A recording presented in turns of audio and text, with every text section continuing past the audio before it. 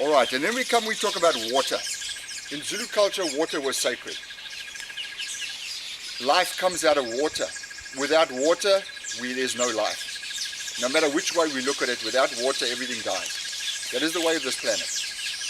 And for this planet to survive and initially become a livable, sustainable planet, water had to come into existence. Before it was just fire. Fire came and subdued the water. So water is critical to Zulu culture. And in the past, nobody would touch any fish, crabs, prawns, anything that came out of water was sacred. And nobody would touch it or eat it. Just as much as it's considered to be sacred to be washed in water. And people believe water has a consciousness. And so they'll talk about lontlos, they'll talk about nkanyambas, sacred, big snakes that come out of water.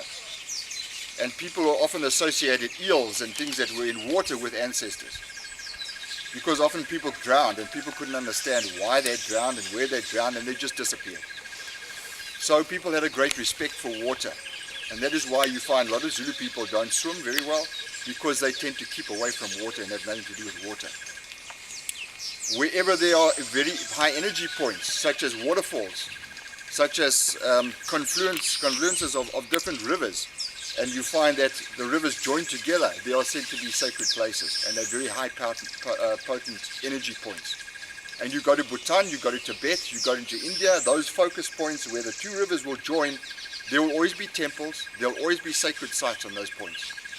And it's the same in Zulu culture. Often people will look along a river and they'll say, there's a sacred site, there's a power point. And where there's power points, there's a healing point.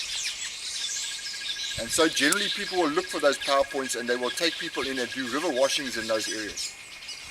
And it will cleanse your field.